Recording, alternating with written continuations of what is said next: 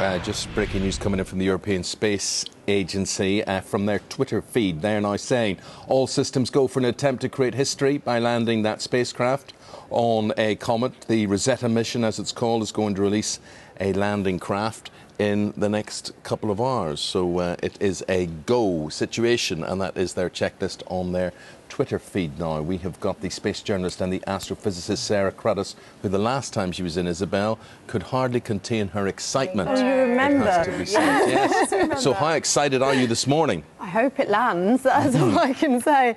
And we haven't had great luck with space missions recently. So it's going to take 7 hours to land on this comet, so it's not kind of a very dramatic landing. It's more being dropped than actually falling to the comet. So it's going to be travelling at about walking pace in about an hour. Hopefully it'll be released, the lander Philae will be released from the Rosetta spacecraft, and it'll take about half hour to find out whether it's been released successfully or not, because it's so far away. It's nearly as far away as the planet Jupiter that signals take half hour to come back to us. And then hopefully... we get no sense of speed, really, when we see this. But it is going faster than a speeding bullet, because they always say with the Rosetta mission, and this is Europe's Apollo moment, it's never been done before, we've never landed on something like this, it is like landing a fly on a speeding bullet, but actually the thing is travelling faster than a speeding bullet.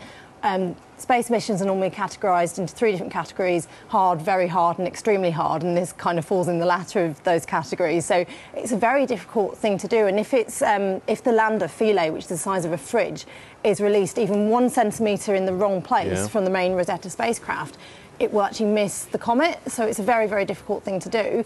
But should we land on the comet, there will be some incredible science coming from it. It's not as if, you know, if this doesn't work out, you can send another one up tomorrow or next week or whatever.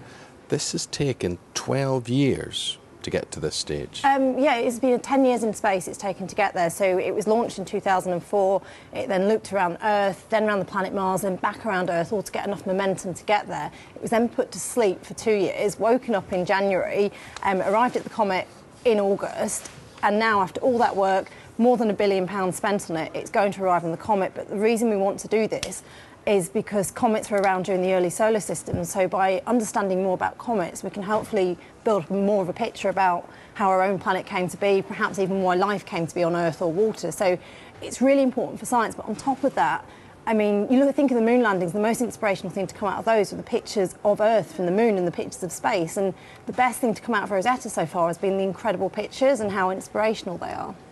Talking about inspirational, William Shatner, much better known. You love Star Trek. I love Shatner.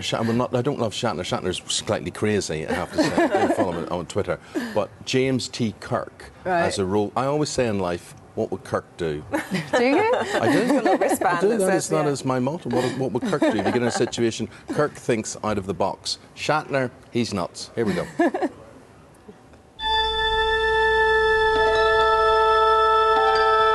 European space mission. Good luck, Rosetta. And Philae's got to land on... I am so excited, and I wish you such good luck.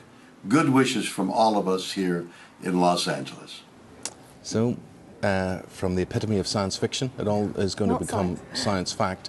What happens to poor old Rosetta after she lands?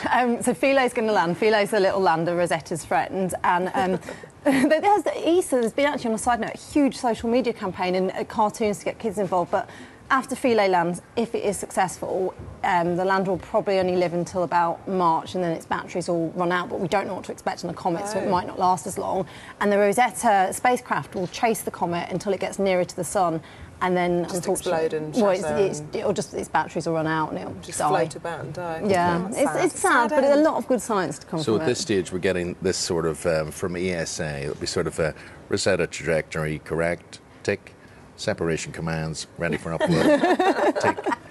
Ready, Rosetta, for separation. Unless separation is going to happen around 9:30. So this is the final tick. Half eight. And we find out about it by 9 o'clock, because it takes half hour for the signal to come back. Oh, God, that's so far away. I know, it's nearly as far away as the planet Jupiter. You are getting me as excited as really? You. Almost. Excellent. Thanks very much. Thank you. You're hanging around, Sarah, obviously, and we'll hope everything goes well with that.